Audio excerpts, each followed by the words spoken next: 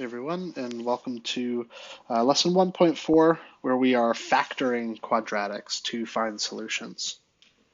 And this is going to be a process that um, has a lot of value to kind of future mathematics. So we definitely want to make sure that as we go over it, we're trying to grapple with it and make sense of it, because it's definitely not going away for any time soon. There was a warm-up where we had to solve these. In fact, the warm up could kind of be considered that entire front page. Um, so we had these quadratics we needed to solve. So take a look at those, see if you can get the same answers that I did. Here, I wanted us to do basically a little mini investigation where we foiled this second equation. So if we didn't see like where that was to foil, x plus 3 squared means x plus 3 times x plus 3. And if we remember foiling, that's where we have two binomials being multiplied together, and we multiply the first parts of it, so x times x, the outer, so that's x times positive 3, the inner, which is positive 3 times x, and then the last, the plus 3 times plus 3. And what I wanted to show is that this equation, these equations that we arrive at is very difficult to solve. Okay, we can't really get x by itself or x squared by itself and then take the square root, because they're always both there just kind of hanging around. And the way in which we are going to deal with that today is based off this idea, which is if I'm able to turn a quadratic into two things being multiplied together, and I have those things set equal to 0, I know that that is going to equal 0 if one of those expressions is 0 or the other, right? So the thought that I want folks to run through was, okay, if I'm multiplying two numbers together and I get a 0, what does one of those numbers has to be? And one of those numbers has to be 0. There's no other way to kind of accomplish that. They could both be 0, but the important part being that as soon as either one is 0, then we're going to get 0 as a result. And that really only works, we can only say that with certainty, when our result of multiplying two numbers is 0. As soon as I say, oh, I'm multiplying two numbers together and I get 4, you can't tell me what one of those numbers is, because it could be 1 and 4, could be 2 and 2, could be fractions we could kind of get into there. So we don't exactly know what one of those is. It could be any number of combinations. So let's see how we're going to kind of tie this all together, or how this is going to make sense for us. So what I'm stating is that we should be able to solve a quadratic equation if I can turn it into this form. So if I have something that looks like x squared plus, let's say, 2x plus 1 equals 0, I should be able to solve this if I can turn it into two things being multiplied together. And in this particular case, I can solve that if I turn it into two things being multiplied together that also equals 0. So that is really our big goal, is to turn something that looks like this into that. And that process is called factoring a quadratic. And we're going to learn how to do that today. So first, realizing why it's valuable. Here, what I'm going to show you is that this is a quadratic equation. Quadratic meaning that it has basically an x squared term in it eventually. And I can solve this one if it's already in factored form, which it is, right? I have this times that. It's already in factored form. I can solve this right away because I have it set equal to 0. And essentially what we do is, if we have two factors being multiplied together to equal 0, I know that that is going to be true if this ever equals 0, or if, x minus 3 ever equals 0. Okay, because what I said was if I have two numbers being multiplied together that equals 0, that's going to be true if the first one is 0 or if the second one is 0. So both of these are going to result in solutions for us. So I have x equals -2, and over here, if I add these, I get x equals 3. If we recall back to our earlier lessons, we're just trying to figure out what number can I plug in for x so that the left-hand side equals the right-hand side. Well, if I plug -2 into here, then I'm going to get -2 plus 2 is 0. 0 times anything is 0. Similarly, over on this side, if I plug 3 into there, then I'm going to get 3 minus 3 is 0, and anything times 0 gives me 0. So that's why those end up being solutions.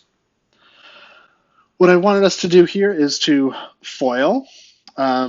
So take x plus 2, x minus 3, and apply FOIL. So first, outer, inner, last, and I'm doing multiplication on those little arcs that I'm drawing. So x times x is x squared. Then I'm going to have minus 3x plus 2x plus 6 equals 0. And if I simplify this, I'm going to get x squared minus 1x plus 6 equals 0. And my questions that I've kind of got here in terms of where does the A, B, and C term come from, those are related to standard form of a quadratic, which normally says that a quadratic looks like this, right? And we've probably seen this before, hopefully. But A is the number in front of our x squared, B is the number in front of our plain x term, and then C is the term that is left over. So in examining this, where did this 1x squared come from? And this came from just x times x, or this 1x times 1x is where we got that 1x squared from. So it's these first two things. It's the f in FOIL that causes those. Where does our b term come from? So our b term is a little bit trickier. That's meant to be a highlighter. So our b term was this -1. And really, where did we get that -1 from, or how did we generate that? That came from the adding of those two terms together. So this was really, this was -3x plus 2x gave me that -1x. Or it was like the O plus the I in FOIL. Okay, it's really the middle two. And then where does our C term come from? Or that +6. And actually, I'm just looking at this. This should be -6 here. -6. So where does that -6 come from? Well, that is going to be 2 times -3. Okay, or the L in FOIL if we want to think about where all of those came from. And what this means is that if I'm starting basically at our finish line here, and I want to work backwards, right? Because I can't solve this, but I found out that I could solve this in factored form. What I want to think about is, what are my factors of -6 that add together to give me -1? All right, because that is kind of what the outlining of, hey, where did A, B, and C come from? C is just the factors of -6. So here, my options would be, okay, it could be 1, 2, 3, or 6. Those are my factors of 6. And I need a combination of those that can end up adding together to give me -1. So let's say I'm like, oh, okay, -3 and +2. When I multiply those two together, I get -6, which is awesome. And when I add them together, I get -1. So that means I've basically succeeded. And I can write this quadratic then like this. So when we factor, those are going to be the questions that we're asking ourselves.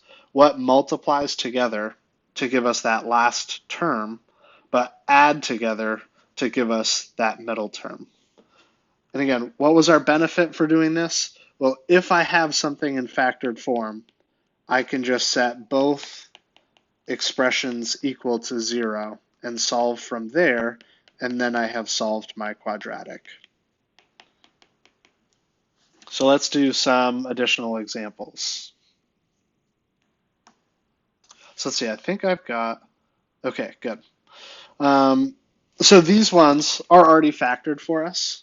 So these are quadratics. They're just kind of hidden in disguise, and I'm not going to have you FOIL them to prove it. We just need to solve these by factoring. This is easy. If it's already factored, then I just take both equations or expressions and set them equal to 0, and then I solve them. So I'm going to add 5, get that. Nice. Okay. Similarly, if I were to do question 4 here, I'm just going to say, okay, the only way these two things can multiply together to be 0 is if 2m plus 3 equals 0, or if 4m plus 3 equals 0. And if I solve these, here I'm going to get negative 3 halves, fraction, but that's totally fine. Here I've got 4m equals negative 3, dividing both sides by 4. So I'm going to get negative 3/4, another fraction, totally fine. So I've solved those quadratics. And again, that's why we love factored form.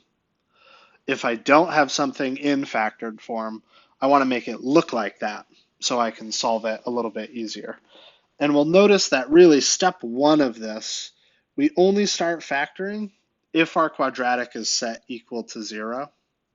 So here, I don't want to start this until my right-hand side has that 5 taken away from it, or that negative 5 taken away from it, because I want something that's x squared minus 11x plus 24 equals 0. Now that it's set equal to 0, I can kind of begin my process for factoring. So the questions that I'm asking myself as a reminder, I'm looking for what are my factors of 24 that add together to give me negative 11.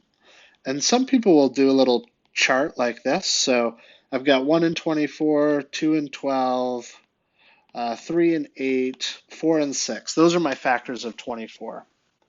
And I need a combination of those that give me negative 11. Generally, it's going to like pop out to you, but it might, this is kind of the hard part of it, is thinking about these. So I can see that if I take negative 3 and negative 8, when I multiply those together, I get positive 24, and when I add them together, I get negative 11, and that is what I wanted. So I can now write this as x minus 3 times x minus 8 equals 0. Now it's in factored form, so it's very much like the questions on top. If you are kind of in disbelief that this is equivalent, right, go back and FOIL this and find out that we do get x squared minus 11x plus 24, and that they are equivalent. But again, once I have it in factored form, I'm just going to take each expression, set it equal to 0, and then solve. So my two solutions to that quadratic are 3 and 8. All right, not set equal to 0 in question 6. So I'm going to start by taking away 5 from both sides. Now I am. I'm going to do a little table off to the side to list my factors of 10. So I have 1 and 10, 2 and 5. I don't really have much else to go off. And I want the pairing that's going to be able to get me to 7. So if I take a look and I test positive 2 and positive 5. Those multiply together to give me positive 10, and they add together to give me 7, so I know that I'm all set. So this would be n plus 2, n plus 5 equals 0. Two numbers that multiply together to equal 0 is only going to equal 0 if one or the other equals 0. So then I'm just going to set both of those expressions equal to 0 and solve. Okay. There are a number of kind of follow-up questions. I might do kind of a sporadic mix of these, but see how they go. I think they're pretty fair overall. So I might come up, like I said, with the answers to these and post them, but feel free to kind of tackle them and ask me questions if you need to. We will be going over this again kind of during our Zoom class as well.